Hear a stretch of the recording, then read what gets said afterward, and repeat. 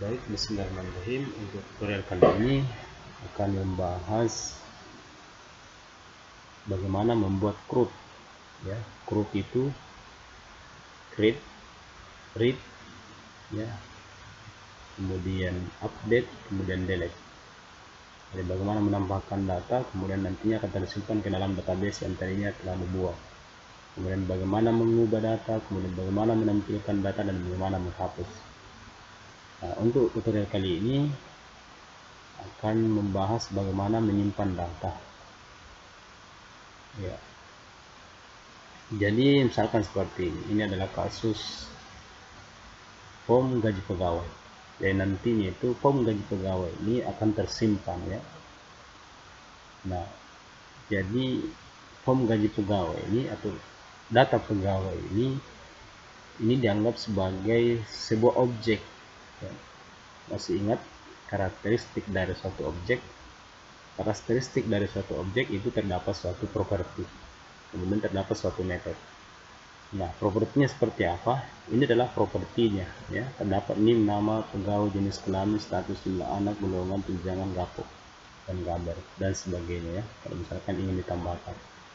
Kemudian selanjutnya ada yang disebut dengan metode atau perilaku. Nah, jadi ini adalah karakteristik suatu objek ya. Jadi ini yang penting sekali untuk dipahami ya. Nah, jadi nantinya itu akan menginput suatu nilai atau properti, kemudian nantinya itu ada perilaku atau ada metode untuk menyimpan suatu nilai ya dengan objek data pegawai. Nah, bagaimana caranya? Di sini kita bisa klik 2 kali ya, atau bisa event ya, ini ya. Nah, di sini kita bisa berikan perintah query ya. Namun sebelumnya untuk memudahkan kita bisa buka ini ya, kemudian kita pilih SQL. Kemudian di sini terdapat beberapa perintah select, insert, update, delete. Ya, kita misalkan butuh query, kita butuh query insert ya.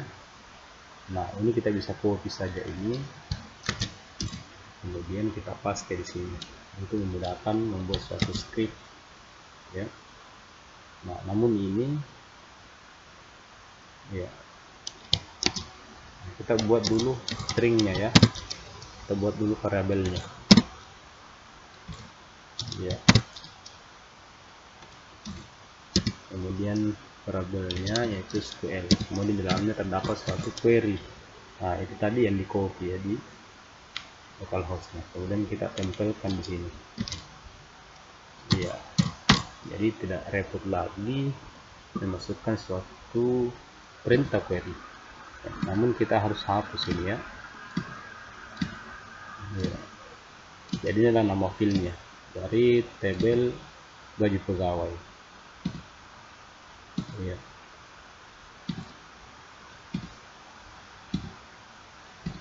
Jadi tidak repot lagi mengetik query ya, sesuai dengan field yang ada di tabel pegawai. Jadi cukup copy saja query-nya ya. Kemudian kita berikan di sini ya tanda tanya ya.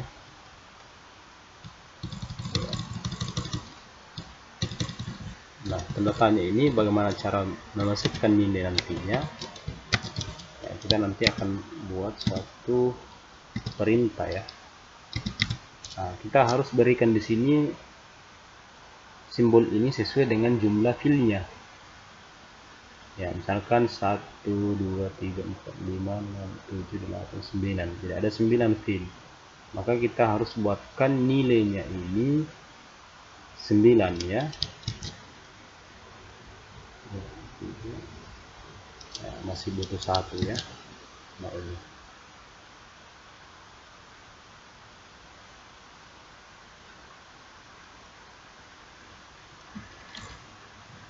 ya. Jadi seperti itu ya. Jadi ini adalah query-nya.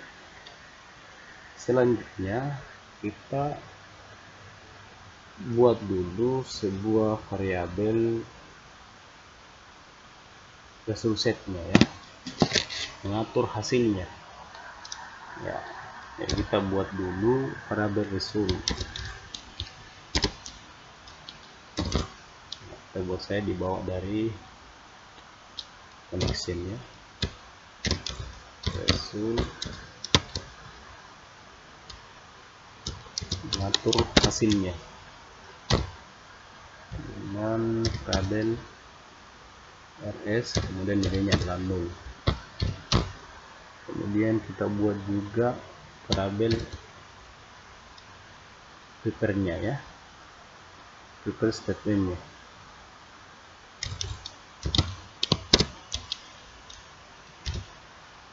ya, tst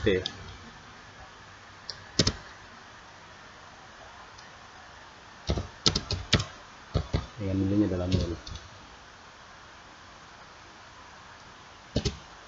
Kita buatkan spasi ya. Jadi ini adalah variabelnya, variabel dari result set mengatur suatu nilai. Kemudian ini prepare statement, artinya kita akan menyiapkan nanti suatu statement dengan variabel plus tst. Nah, selanjutnya kita kembali ke perintah untuk menyimpan suatu nilai. Yang tadinya kita sudah membuat suatu query untuk menyimpan suatu nilai. Nah, seperti apa perintah untuk menyimpannya? Di sini kita butuhkan suatu variabel tst. Ini tadi prepare statementnya ya, variabel tst, kemudian sama dengan variabel con-nya. Nah, sebelumnya kita sudah buat variabel con ya, variabel koneksi. Jadi kalau kita panggil ini secara otomatis nanti ini kita akan panggil kelas koneksi ya. Kemudian kita panggil prepare statement ya, panggil prepare statement. Nah, kemudian SQL ya. Jadi nantinya ini di variabel tst ini akan masuk ke dalam ya, jadi nilai dari query ini akan masuk ke dalam variabel tst nya ya, prepare statement-nya.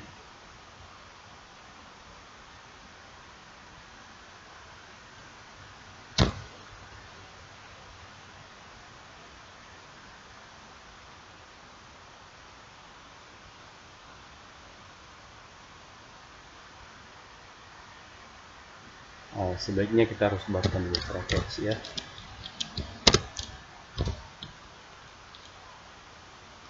Dan kita copy.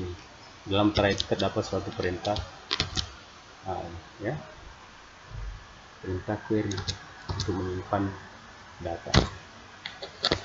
Nah, kemudian ingat variabel tst ini nantinya akan masuk nilai ya, sesuai dengan perintah query ya, yaitu variabel SQL. Variabel SQL ini terdapat suatu nilai perintah query untuk menyimpan suatu nilai, sehingga nanti itu akan masuk ke dalam variabel tst. Nah, ini adalah con, ini adalah perintah untuk memanggil suatu kelas koneksi. Nah, seperti itu ya. Kemudian selanjutnya tst ini ya, kita berikan suatu nilai juga ya, nilainya terdapat suatu misalkan set string ya. Nah, dalam set string terdapat suatu nilai juga ya. Nah, kemudian nilainya itu seperti apa ya, misalkan di sini ada nama suatu komponen ya, misalkan text init, kemudian get text. Karena kita akan mengambil suatu nilai dari komponen text name, yaitu nama variabelnya adalah txt name ya, di sini ya. Nama variabel name-nya dari komponen nip itu adalah txt name. Dan nanti itu apapun yang ada di nilai txt nip ini ya, misalnya kita nanti akan masukkan berupa nilai nip ini akan masuk ke dalam variabel txt ya. Nah, makanya di sini kita menggunakan get text karena kita akan mengambil get itu mengambil sebuah teks.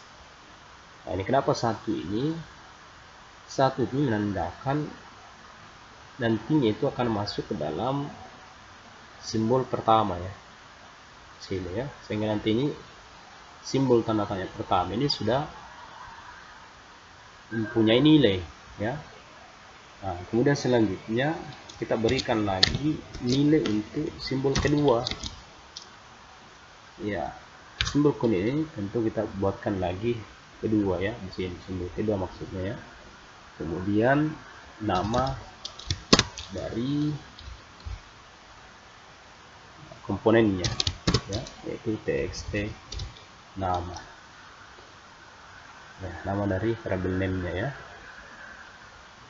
Dan nantinya apapun yang ada di dalam komponen nama pegawai itu akan masuk ke dalam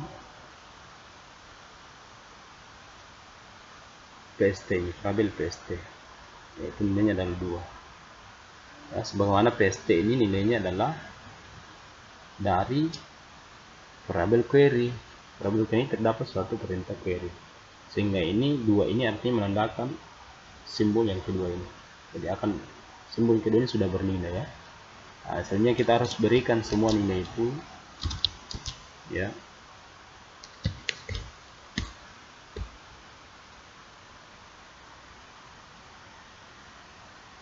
Ya, selanjutnya nilai apa yang ketiga, yaitu jenis kelamin. Nah, jenis kelamin di sini terdapat suatu perintah seleksi. Nah, dan nantinya nilai ini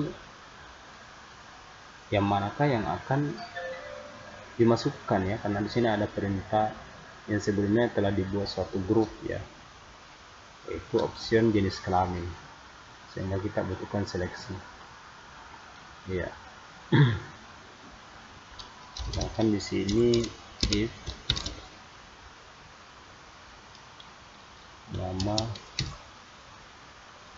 option pria ya, kalau perbandingannya, kemudian is selected.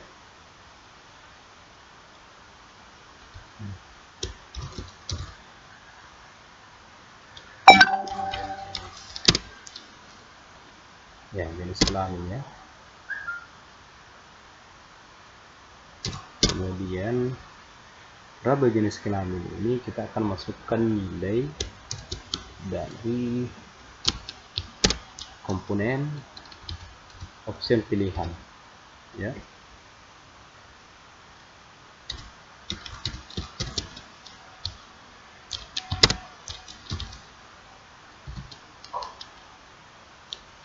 Kita tutup saja if ya. Kita ganti di sini nama objek, nama objeknya ini ya, variabel name ini ya. Kita bisa copy saja ini. Nah, artinya ketika nantinya option pria yang dipilih ini, maka nanti itu nilai dari pria ini, itu edit text-nya adalah pria, maka akan masuk dalam variabel jenis kelamin ya. Kalau misalnya bukan ini yang dipilih, option pria ini bukan yang dipilih, maka nantinya itu akan dikondisikan ini, maka blok ini akan dipilih. Jadi kalau bukan blok ini, maka blok ini yang dipilih. Kalau blok ini ya tentu blok yang dipilih ya. Nah, seperti itu ya. Kemudian bagaimana hasilnya? Tentu sekarang di sini nilainya adalah 3 ya. Kemudian kita panggil ini ya,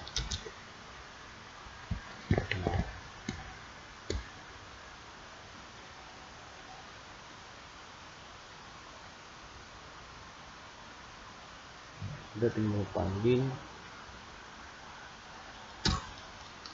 tidak menggunakan lagi getText karena ini sudah menggunakan getText, jadi cukup memanggil variabelnya saja. Nah, seperti itu ya. Kemudian selanjutnya kita bisa copy saja. Nah, sekarang di sini lagi terdapat suatu pilihan, menikah atau belum menikah, sehingga kita harus butuhkan suatu kondisi ya. Nah, kita harus kondisikan, yaitu misalkan pilihan menikah ya. Nah, change variabelnya adalah menikah. Nah, seperti itu ya. Nah, kemudian komponen of menikah ini ya, nanti kita akan masukkan nilainya berupa dalam variabel status yang tadinya kita sudah buat, yaitu nama variabelnya status menikah ya. Nah, ini variabelnya adalah status menikah, ini dia ya. Tadinya jenis kelamin, kemudian status menikah.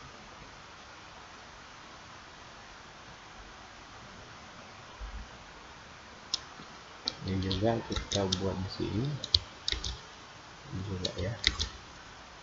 Sekarang sini 4. Kemudian kita ganti lagi di sini, optionnya adalah belum menikah ya.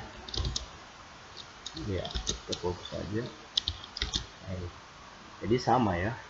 Ketika nantinya option pilihan menikah yang dipilih ini, maka nanti itu akan masuk nilainya ke dalam statement menikah, variabel menikah.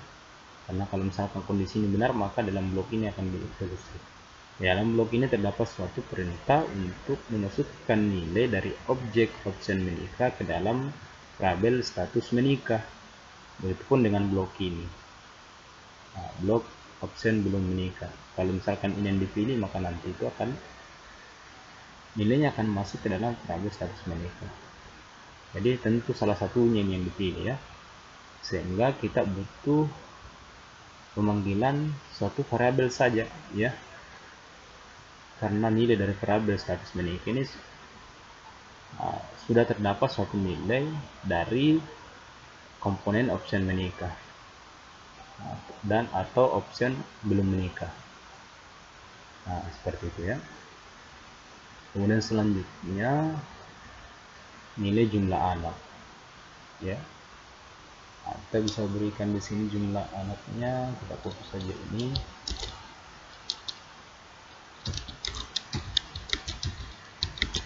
Sekarang 5 dan 7.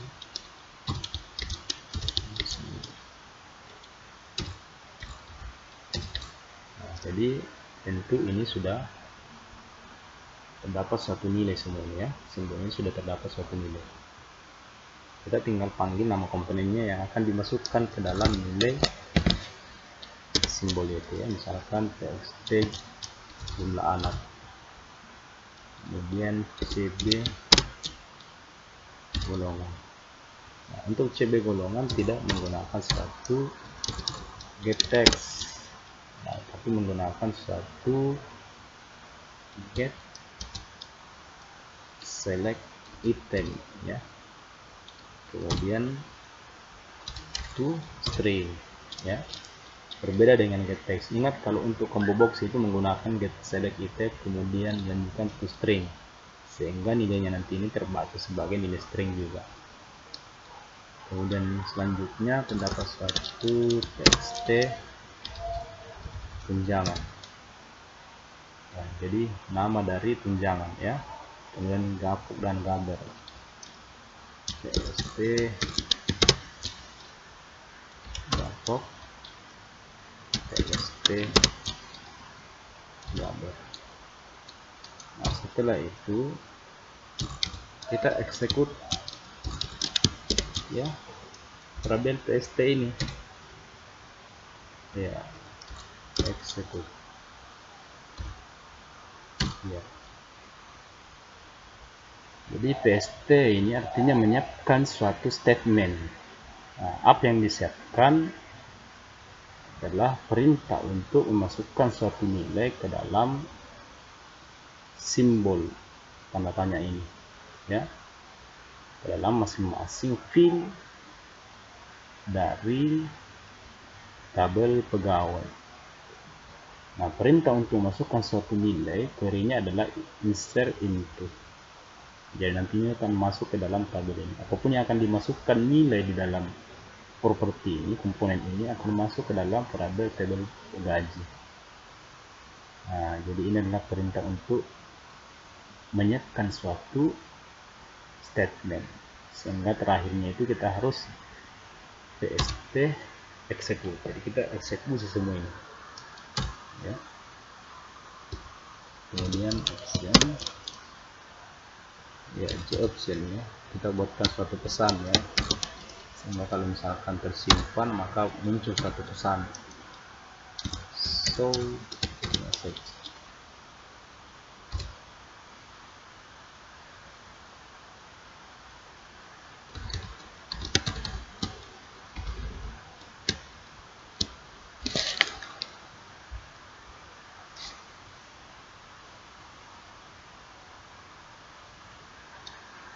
Kita buatkan logic saya sini ya.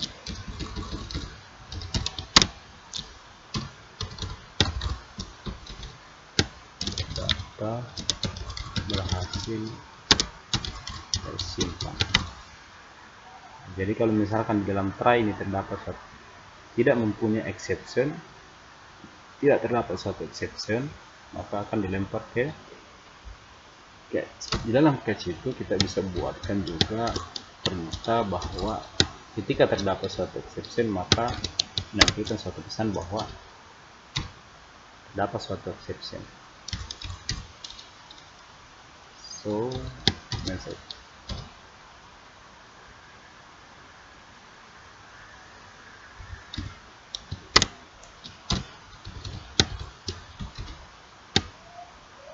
Gagal.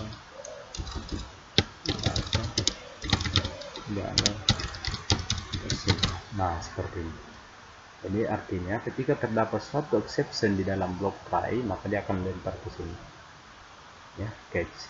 Namun ketika di dalam try tidak terdapat suatu exception, maka akan ditampilkan ini bahwa data berhasil disimpan.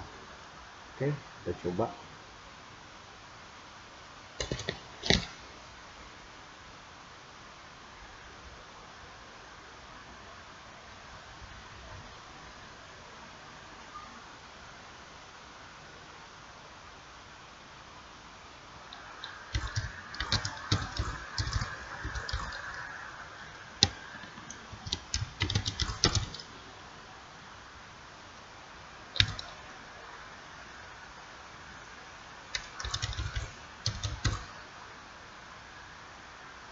Nah, data berhasil tersimpan. Seperti itu ya. Nah, coba kita lihat, cek. Apakah tersimpan datanya? Oke, datanya telah tersimpan. Baik, saya kira untuk create ini, untuk create atau menambahkan data ini cukup sekian. Untuk selanjutnya silakan ikuti tutorial selanjutnya.